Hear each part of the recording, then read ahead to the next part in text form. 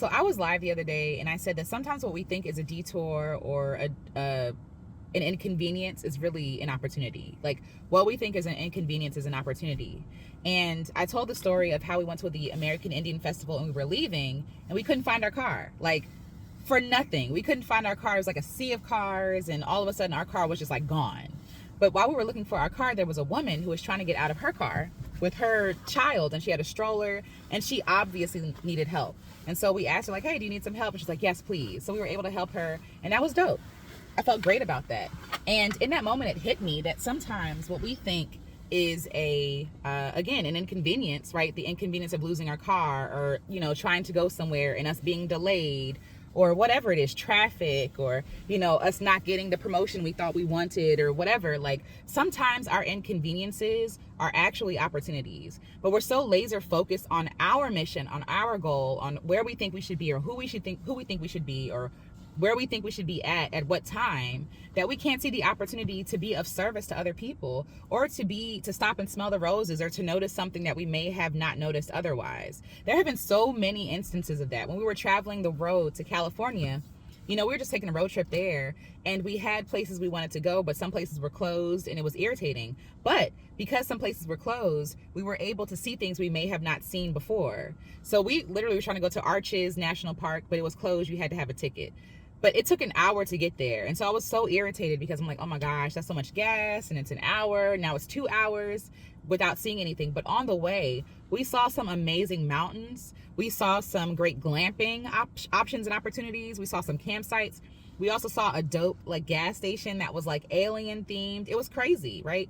But if I was so focused and so irritated, I would have missed the opportunity to take in the joy of that day, because I was so inconvenienced, right? But sometimes we're just inconvenienced because we think that life should go the way that we think it should go. It's not really an inconvenience.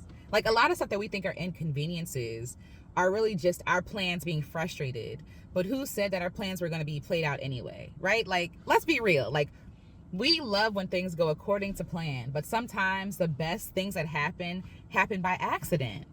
The person you met because you went to the wrong address or wrong location, the lady you bumped into who changed your life because you searched for the wrong thing and you happened upon something else.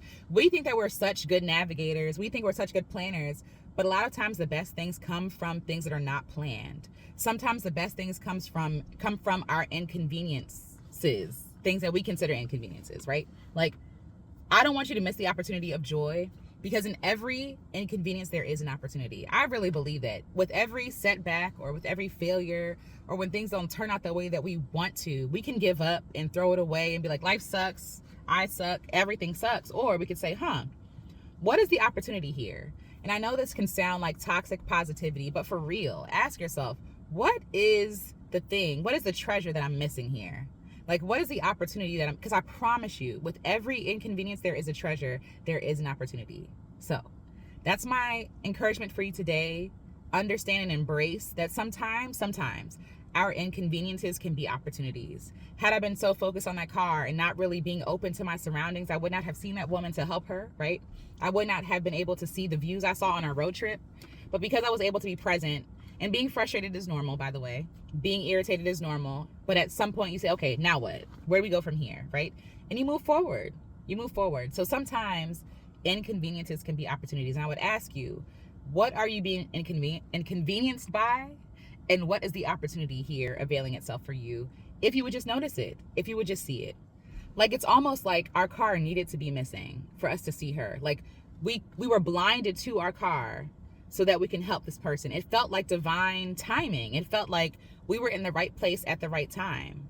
And I don't believe in coincidences. I believe that things happen because they're supposed to happen. You know what I mean? And if things are supposed to happen as they are supposed to happen, then that means that our inconveniences are supposed to happen. And we're supposed to get something from that moment. But instead of being so focused on our plans and our ideas and the things that we want to happen, maybe we should be more open to what God is trying to show us, or what the moment is trying to show us, or what other people are trying to show us in the moment. Just something to think about and consider. Like, maybe that inconvenience was supposed to happen. Maybe that inconvenience is actually the way.